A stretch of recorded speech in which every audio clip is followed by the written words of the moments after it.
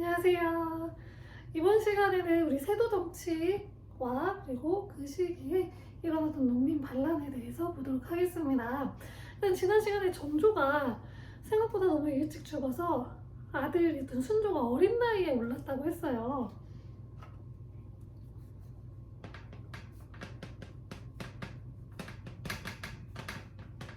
이 순조가 어린 나이에 왕위에 오르자 이제 수렴청정이라는 거를 시행을 합니다. 수렴청정은 왕이 나이가 어리거나 아니면 건강상의 이유로 직접 정치를 할 수 없게 되면은 그 어르신, 최고 어르신이나 뭐 이런 사람들이 대신 정치를 하는 거를 수렴청정이라고 해요.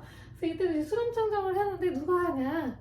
영조의 그 중전이었던 정순 왕후가 있었어요. 이 정순 왕후가 굉장히 어린 나이에 됐는데 영조는 나이가 되게 많았다고 했잖아요. 그래가지고 영조가 죽고 정조가 죽어도 이 정순 왕후는 살아 있었어요. 그래가지고 왕실의 제일 어른이 정순 왕후가 된 거죠. 그래서 정순 왕후가 순조 대신에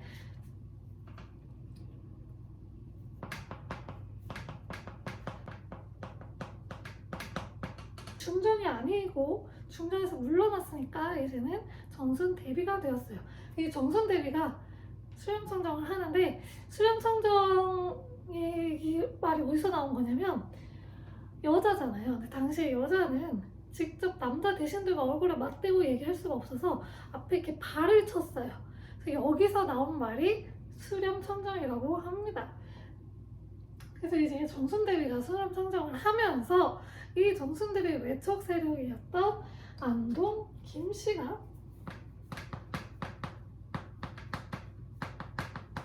권력을 잡기 시작을 해요. 자, 그러면서 왕은 어렸잖아요. 그러니까 실질적인 힘이 없어요. 실질적인 힘은 외척 세력들한테 다 가 있고, 이러한 상황이 어디까지 지속이 되냐?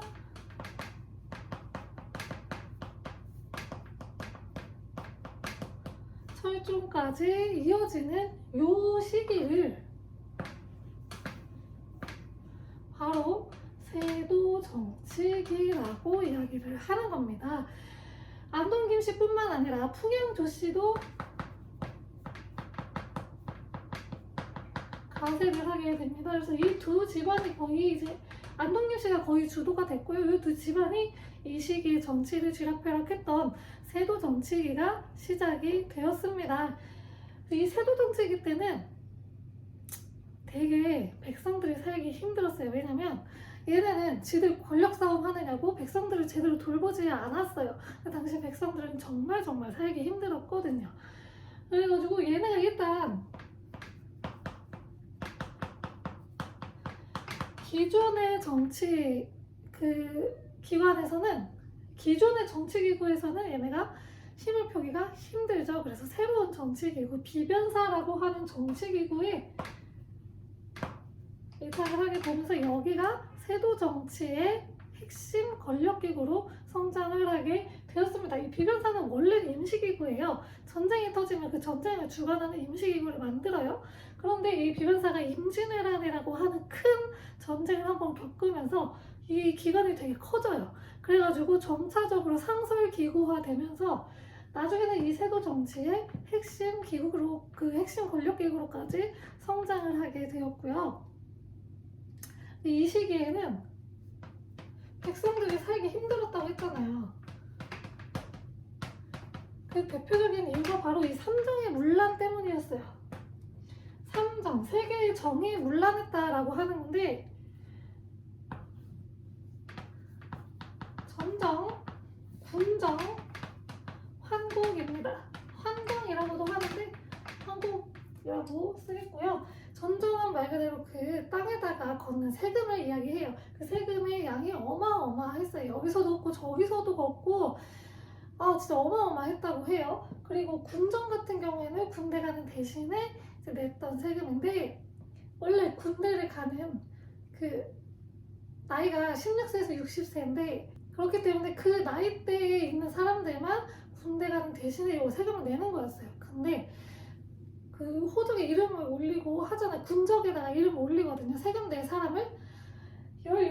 되지 않은 애기들, 완전 갓난 애기 이름도 넣고, 그리고 나이가 든, 심지어 죽은 사람의 이름까지도 안 지우고 계속 올려놓고 있는 거예요. 그래서 한 집에서 얻어가는 세금이 어마어마했던 거예요. 그러니까 분명히 우리 집은 남자가 지금 2명밖에 없는데 자꾸 4명분을 내라고 하는 거예요.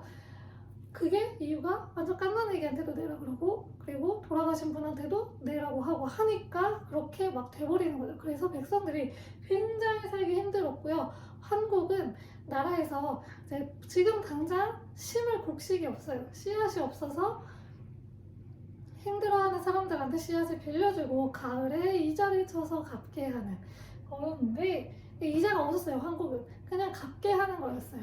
근데 이게 굉장히 변질이 돼서 나는 안 빌리겠다고 했는데 억지로 막 빌려줘. 이게 국가에서 하는 거였거든요. 그래서 국가 관리들이 나는 안 빌려, 나 필요 없는데 우리 집에 씨앗 많은데 라고 했는데 억지로 빌려주고, 그리고 빌려준 거에는 심지어 제대로 된 씨앗이 아닌 것도 막 섞여있고 이런 일이 발생을 했다고 합니다. 그래서 이런 식의 삼정의 문란이 굉장히 힘들었던 시기였어요. 백성들이 힘들었잖아요. 그러니까 당연히 반란도 일어날 수밖에 없었습니다. 대표적인 2개의 반란을 보겠습니다. 첫 번째는 홍경래만입니다.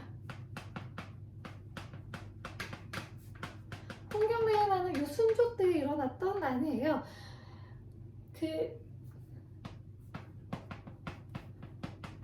주된 배경은 서북도민에 대한 차별이었습니다.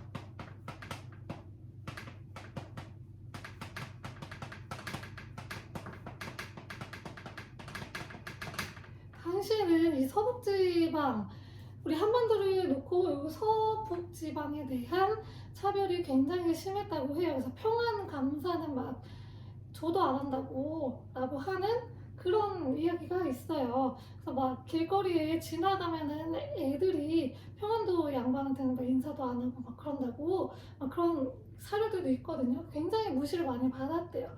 이 지역이 또 막 척박하고 이래서 농사도 잘 못 짓고 이랬나 봐요. 그래서 굉장히 힘들었다고 합니다. 그래서 이 서북민에 대한 차별을 바탕으로 일어난 게 바로 홍경래의 난이에요. 그래서 막 난이 일어났어요. 그래서 어디까지 점령을 하냐, 정주성까지 점령을 하지만 결국에는 진압을 당합니다. 관군한테 진압을 당하죠. 그래서 사실적으로는 이제 실패로 끝났지만 하층민의 의식이 성장했다는 점에서 그 의의를 찾을 수가 있고요. 그리고 한계점으로는 전국적으로 지지를 끌어내지는 못했어요. 그리고 좀 중심으로 모을 중심 이름이 부족했다. 이런 한계점도 있었습니다. 아무튼 이렇게 홍경래의 난이 일어나면서 하층민들이 이 차별이 당연한 게 아니구나, 우리가 부당한 거고 이거를 우리가 들고 일어나야 되는 거구나 라고 하는 의식이 성장을 하게 되는 계기가 되었어요. 그리고 나서 약 50년 뒤에 임술련의 농민봉기가 일어납니다. 임술농민봉기는 철종 때 일어났던 거고요. 요거는 직접적인 배경이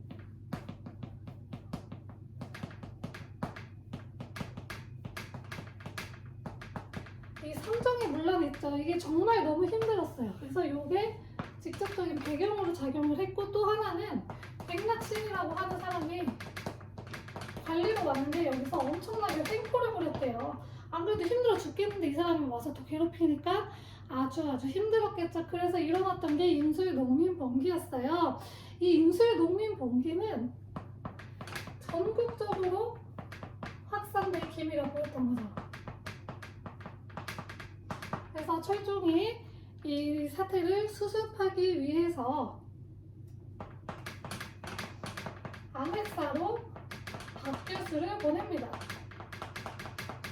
안핵사는 지방에 어떠한 반란이라든지 뭔 일이 일어났을 때 거기를 조사하는 관리예요. 그래서 이 안핵사로 박규수를 보내서 무슨 일이 있었는지 조사하게 하고 보고를 했더니 백성들이 이렇게 너무 힘들어서 반란을 일으킨 겁니다 라고 해서 결과적으로 삼정이정청이라는 것을